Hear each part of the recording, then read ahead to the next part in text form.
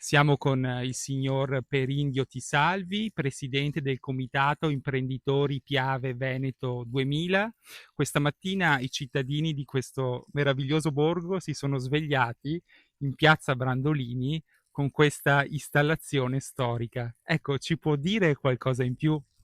Ecco, qui abbiamo dei materiali storici, dei cimeli molto importanti che riguardano 100 anni di vita, diciamo, della partenza delle Ferrovie dello Stato. Diciamo che le ferrovie sono partite a metà del 1800, che si sono sviluppate in vari rami nazionali e per arrivare alle linee più secondarie qui appunto nella nostra zona, che passava qui a qualche centinaio di metri il treno. Ecco, dovevamo ritornare alle origini sapendo che questa linea secondaria partiva da Susegana, Ponte della Priola, Pieve del Soligo, Follina, Ceson Valmarino fino ai laghi. Ecco, c'erano questi tipi di treni, quindi questi un po' più grossi a scartamento ridotto, naturalmente al tempo erano a vapore. Questi sono macchine simili, questi sono diesel con motori OK, che vediamo, usati dalle Ferrovie dello Stato. Questi dopo arrivate in stabilimenti privati che spostavano qui vagoni merci il materiale internamente. Ecco, questo e questo, vedete, dopo stati usati per questi smistamenti di... Qui dall'altra parte invece passiamo alle Decauville, ecco come vediamo queste macchine qui, quindi le vediamo anche in registrazioni d'epoca queste macchine che spostavano sia per miniera. Dobbiamo ricordarsi che qui vicino c'erano le miniere di Rifrontolo della lignite e che andavano fino a Monfumo, questa parte qui, quindi venivano usate queste macchine qua, che dopo venivano usate anche in stabilimenti per movimentare altro materiale con le linee ferroviarie. Dall'altra parte vediamo qui invece quest'altra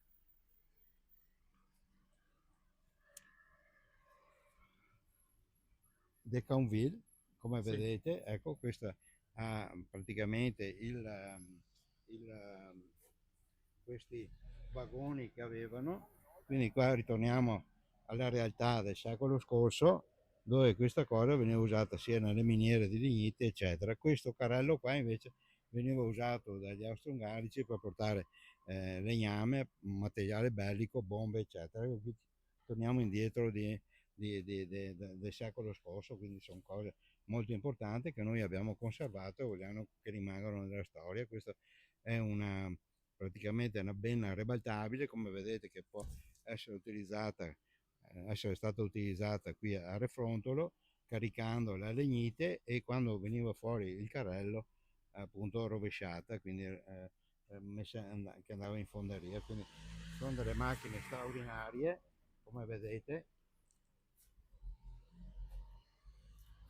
Immaginate qui l'operatore che è dentro nel tunnel della galleria, che vedete seduto di fianco, comanda questo trenino di fianco, questo Deconville, da questa parte.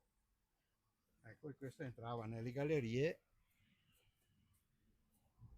oppure esternamente per spostare materiale per quanto servisse. Quindi questa è veramente un'opera sempre fatta dalla OK, appunto, tedesca. Ecco, questa cosa qui vogliamo appunto che sia ricordata, questa linea ferroviaria che era un punto molto importante Quindi diciamo la anche per... scelta di fare qui questa installazione deriva proprio dal fatto che qui passava effettivamente quella linea, giusto? Esatto, quindi dalle immagini, che ci sono anche dei video sul nostro sito Comitato Imprenditori Viventi Piave 2000, se guardate su YouTube vedete degli montaggi di questo tipo di macchinari per gallerie e quant'altro, che venivano utilizzati per il trasporto di materiali vari come legname, lignite e altre cose, e quindi come materiale bellico. Se andiamo prima e seconda guerra mondiale, siamo su questo periodo qua. Naturalmente queste sono macchine che fanno parte della nostra collezione, che ne abbiamo migliaia, quindi abbiamo 3 capannoni pieni da circa 2000 metri quadri di questo materiale, delle macchine a vapore più grandi come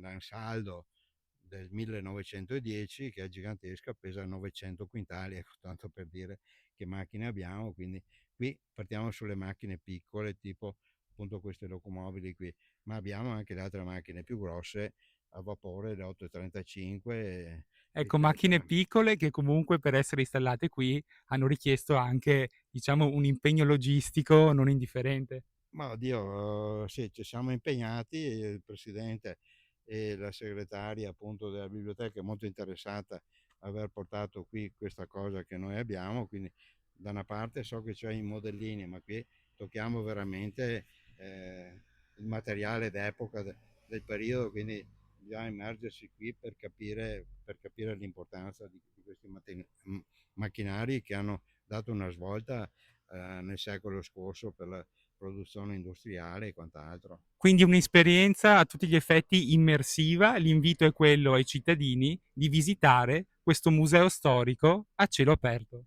Sì, ecco, in attesa che noi partiamo a Susegana, stiamo aspettando le ultime autorizzazioni, spero che il sindaco ce le dia nel giro di un mese o due, che partiamo con la nuova realtà a Susegana, di un nuovo insediamento con anche un museo importante che noi esporremo tutti questi macchinari d'epoca per la gioia dei cittadini.